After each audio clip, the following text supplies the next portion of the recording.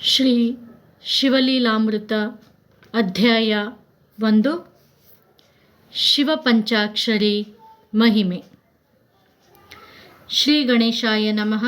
ಶ್ರೀ ಸರಸ್ವತೇ ನಮಃ. ಶ್ರೀ ಗುರುಭ್ಯೋ ನಮಃ. ಶ್ರೀ ಸಾಂಬಸದಾ ಶಿವಾಯ ನಮಃ.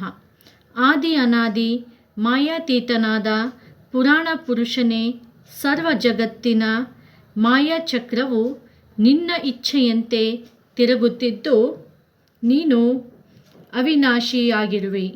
ನಿನ್ನ ನಿರ್ಮಲ ಮತ್ತು ಶಾಂತ ಸ್ವರೂಪವನ್ನು ಬ್ರಾಹ್ಮಣ ದೇವತೆಗಳು ಹಗಲಿರುಳು ಧ್ಯಾನಿಸುತ್ತಿರುವರು.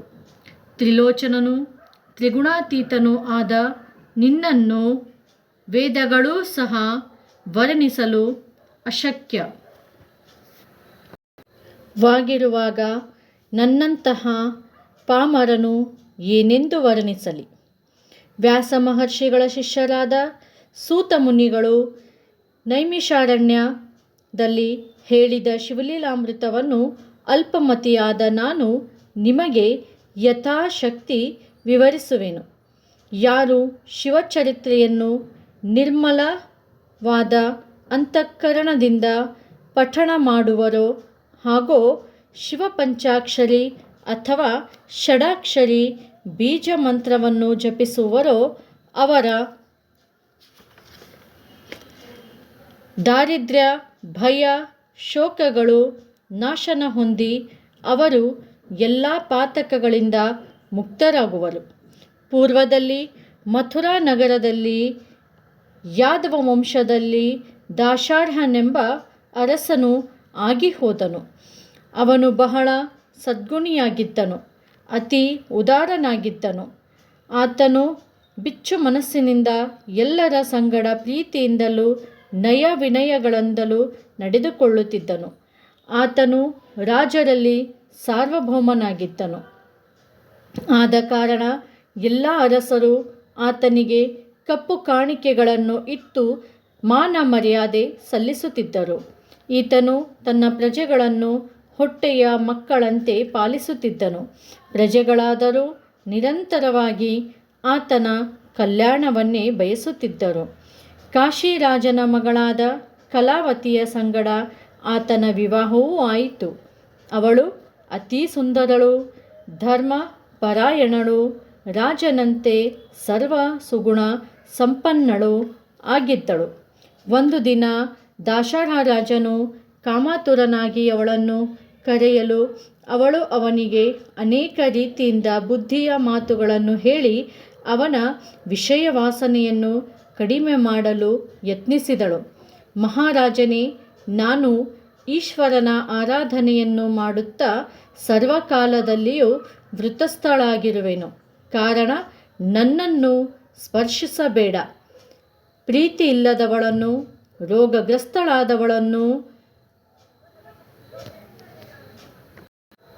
ಬಸುರಾದವಳನ್ನು, ಮೈ ನೆರೆದವಳನ್ನು, ಸೂತಕವುಳ್ಳವಳನ್ನು, ವೃತಸ್ಥಳನ್ನು ಕ್ರೀಡಿಸಬಾರದೆಂದು ಶಾಸ್ತ್ರ ವಚನವಿರುತ್ತದೆ.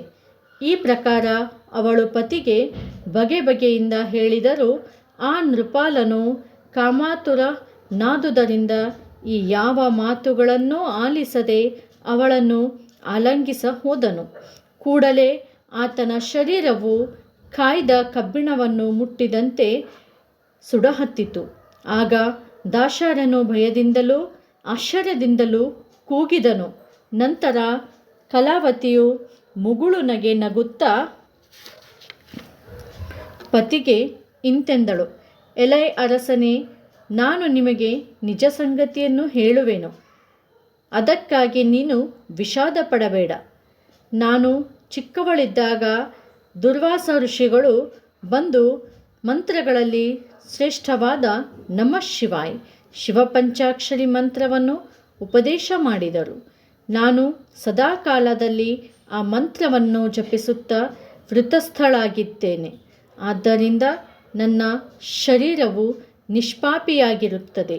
ಈ ಶಿವಪಂಚಾಕ್ಷರಿ ಮಂತ್ರದ 5 ಕೋಟಿ ಜಪವಾದರೆ ಶಿವದರ್ಶನವಾಗುತ್ತದೆ. ಮಂತ್ರೋಪದೇಶವಿಲ್ಲದ ಪುರುಷನು ನನ್ನ ಶರೀರವನ್ನು ಸ್ಪರ್ಶಿಸಲಾರನು.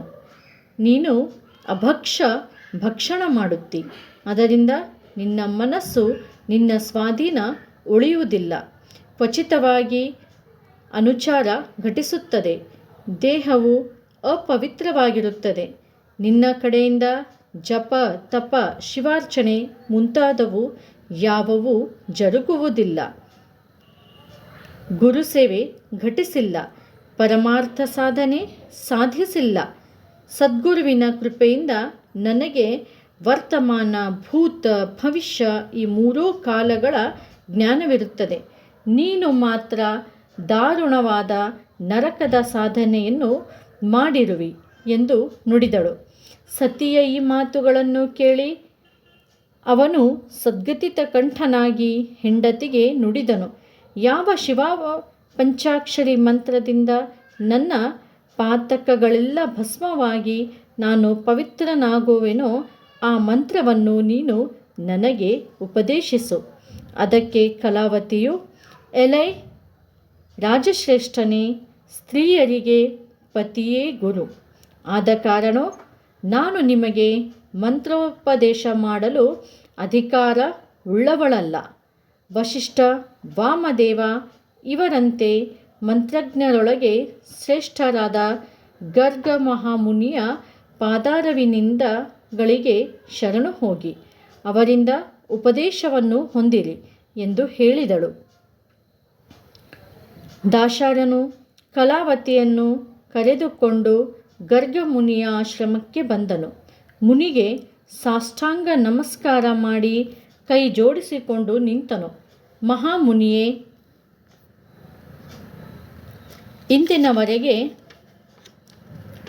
ನನ್ನ ಕಡೆಯಿಂದ ಈಶ್ವರ ಸೇವೆಯು ಆಗಿರುವುದಿಲ್ಲ.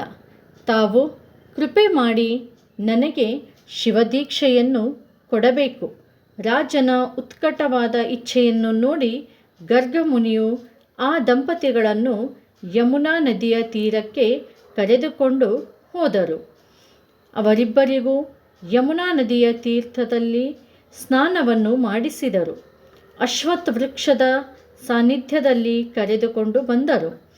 ಯಥಾಸಾಂಗವಾಗಿ ಅವರಿಂದ ಶ್ರೀಶಂಕರನ ಪೂಜೆಯನ್ನು ಮಾಡಿಸಿದರು. ನಂತರ ಅವರು ಗುರುಪೂಜೆಯನ್ನು ಮಾಡಿದರು. ಗುರುಗಳಿಗೆ ವಸ್ತ್ರ ಅಲಂಕಾರ, ಗುರುದಕ್ಷಿಣೆಯನ್ನು ಅಪಾರವಾಗಿ ಕೊಟ್ಟರು. ಆಮೇಲೆ ಗರ್ಗಮುನಿಯು ಶುಚಿಭೂರ್ತನಾಗಿ ಬಂದ ದಾಶರಥ ರಾಜನನ್ನು ತನ್ನೆದುರು ಪೂರ್ವಾಭಿಮುಖವಾಗಿ ಕೂಡಿಸಿ ಶಿವನ ಧ್ಯಾನವನ್ನು ಮಾಡಿ ಅರಸನ ತಲೆಯ ಮೇಲೆ ಕೃಪಾಹಸ್ತವನ್ನಿಟ್ಟು ದಕ್ಷಿಣ ಕರ್ಣದಲ್ಲಿ ಯಥಾವಿಧಿಯಾಗಿ ಪರಬ್ರಹ್ಮ ಸ್ವರೂಪವಾದ ಓಂ ನಮಃ ಶಿವಾಯ ಶಿವ ಷಡಾಕ್ಷರಿ ಮಂತ್ರವನ್ನು ಉಪದೇಶ ಮಾಡಿದನು. ಅದರಿಂದ ರಾಜನ ಅಂತಃಕರಣವು ಪವಿತ್ರವಾಗಿ ಆತನಿಗೆ ದಿವ್ಯ ಜ್ಞಾನವು ಪ್ರಾಪ್ತವಾಯಿತು. ನಿಮಿಷಾರ್ಧದಲ್ಲಿ ರಾಜನ ಶರೀರದೊಳಗಿಂದ ಕೋಟ್ಯಾವಧಿ ಕಾಗೆಗಳು ಹೊರಬಿದ್ದು ಒದರುತ್ತಾ ಧರೆಯ ಮೇಲೆ ಬಿದ್ದು ಭಸ್ಮವಾದವು. ಇದನ್ನು ನೋಡಿ ರಾಜನು ಭಯಭೀತನಾಗಿ ಗುರುಗಳಿಗೆ ಅದರ ವಿವರವನ್ನು ಕೇಳಿದನು. ಆಗ ಗುರುಗಳು, ಎಲೈ ರಾಜನೇ, ನೀನು ಹಿಂದಿನ ಅನೇಕ ಜನ್ಮಗಳಲ್ಲಿ ಅನಂತ ಪಾಪರಾಶಿಗಳನ್ನು ಮಾಡಿ ಪಾಪಯೋನಿಯಲ್ಲಿ ಹುಟ್ಟಿ ಅತಿಯಾಗಿ ಕಷ್ಟಪಟ್ಟಿ. ಈಗ ಪುಣ್ಯ ಪಾಪಗಳು ಸರಿಯಾಗಿ ಇರುವುದರಿಂದ ನಿನಗೆ ಮನುಷ್ಯ ಜನ್ಮವು ಪ್ರಾಪ್ತವಾಯಿತು. ನಿನ್ನ ಹೃದಯದಲ್ಲಿ ಶಿವ ಷಡಾಕ್ಷರಿ ಮಂತ್ರವು ಹೊಕ್ಕ ಕೂಡಲೇ ನಿನ್ನಲ್ಲಿದ್ದ ಸಕಲ ಪಾಪಗಳು ಶಿವಮಂತ್ರ ಪ್ರಭಾವದಿಂದ ಕಾಗೆಯ ರೂಪದಲ್ಲಿ ಹೊರಗೆ ಬಂದು ಭಸ್ಮವಾದವು. ಈ ಶಿವಮಂತ್ರವನ್ನು ಯಾರು ಸದಾ ಹೃದಯ ಕಮಲದೊಳಗೆ ಧರಿಸುವರೋ ಅವರಿಗೆ ಬ್ರಹ್ಮಹತ್ಯ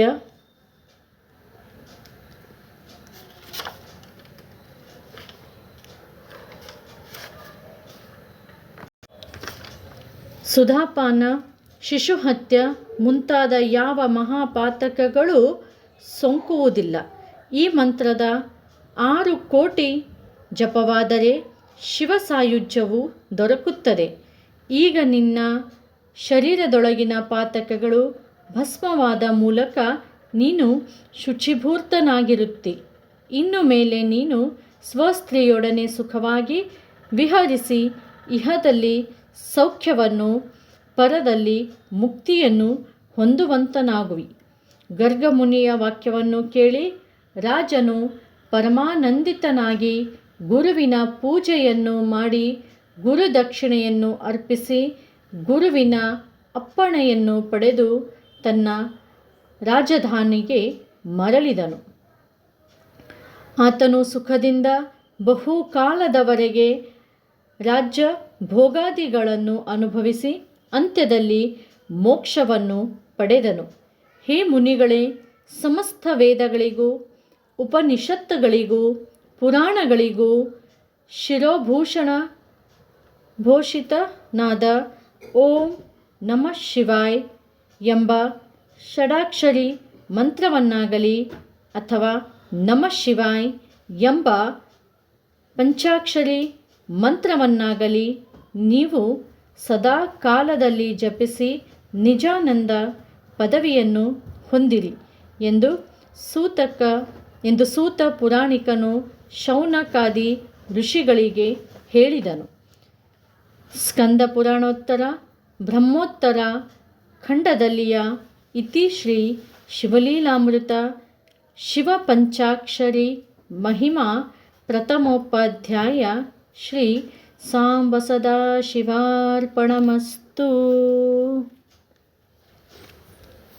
ಧನ್ಯವಾದಗಳು.